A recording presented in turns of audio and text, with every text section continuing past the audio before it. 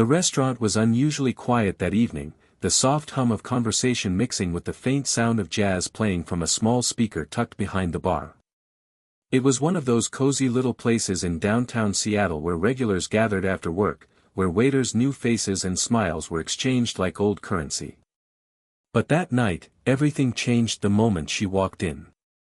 A petite Japanese woman, elegant and graceful, stepped through the doors wearing a simple yet stunning cream-colored coat. Her black hair was tied neatly in a bun, her delicate pearl earrings catching the warm light. She didn't look like someone seeking attention. If anything, she carried herself with quiet dignity, as though she'd spent her life being unnoticed. But something about her presence pulled the entire room into a hush. She approached the hostess stand and softly said something in Japanese. The hostess froze, blinking in confusion.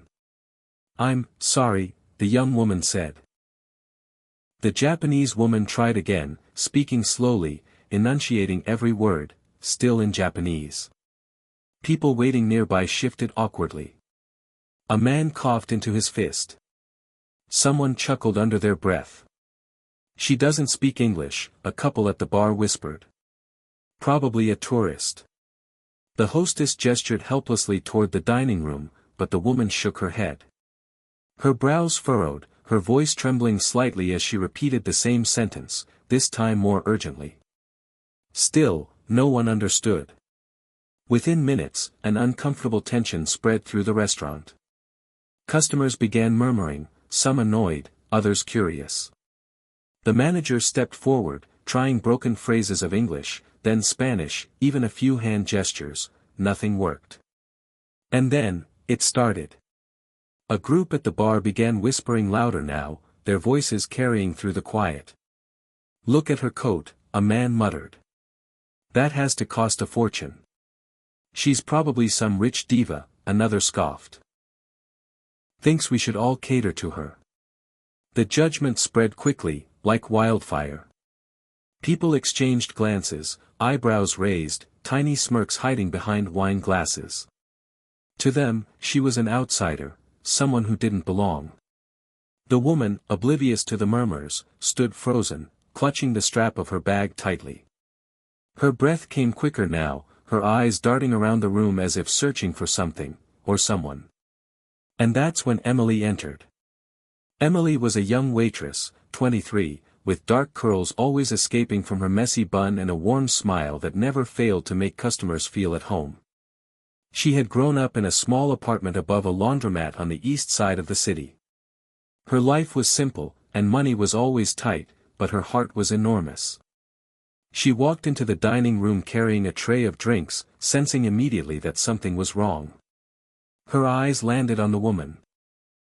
Her trembling hands, her strained expression, her lips moving in silent pleas no one understood. Then Emily heard it. A single phrase, repeated desperately under the woman's breath, in Japanese. Emily's heart skipped. She knew those words. Her grandmother had raised her on Japanese lullabies, soft phrases whispered at bedtime, stories passed down from a family she had lost touch with long ago. It had been years since Emily had spoken the language, but she remembered enough. She put the tray down carefully and stepped forward. In a gentle, steady voice, Emily spoke the words she hadn't uttered since childhood. "Daijoubu desu ka?" "Are you okay?" The woman's head snapped up.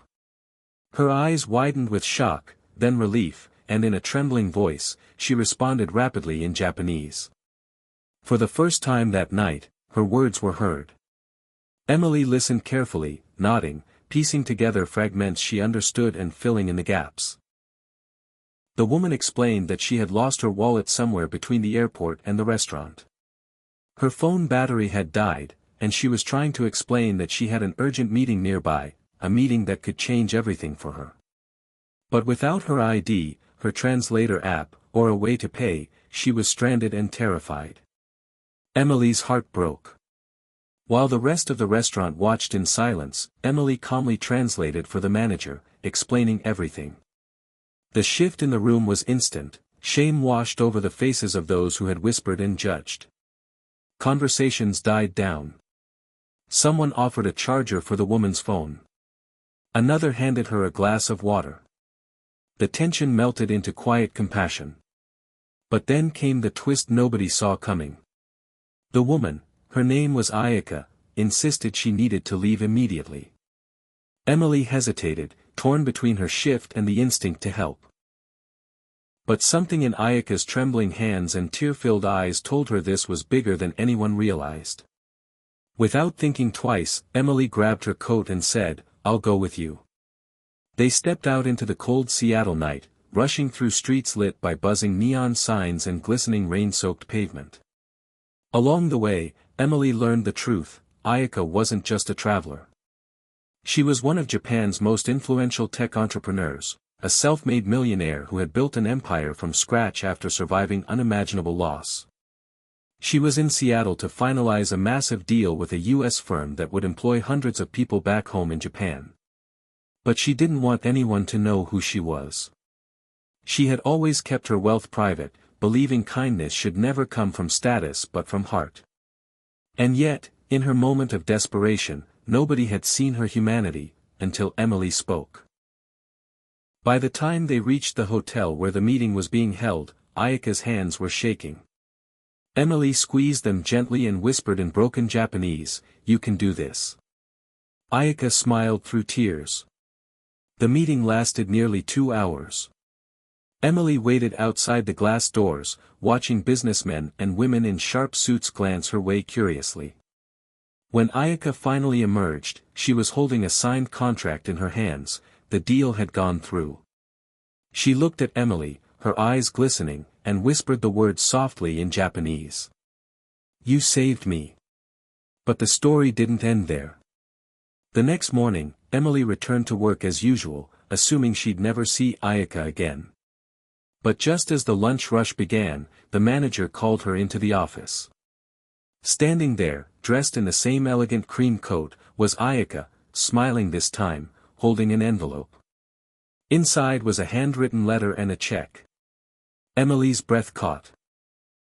The letter, written carefully in Japanese and English, thanked her for her compassion and trust. The check, for $250,000, was Ayaka's way of saying thank you. Emily burst into tears. She refused at first, shaking her head, but Ayaka insisted.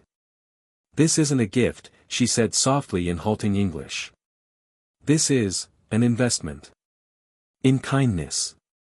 You reminded me why I built my company, for people like you." Emily used the money to pay off her mother's medical bills, finish college, and open a small cafe in her grandmother's name, a place where everyone, regardless of language or status, would feel seen and heard. And Ayaka? She visited often, always sitting by the window with a cup of green tea, her soft laughter blending with the hum of voices around her. Years later, Emily would tell her grandchildren this story, not about the millionaire, or the money, or even the fame that came after. She would tell them about the night she learned the simplest, most beautiful truth. Sometimes, the smallest act of understanding can change an entire life.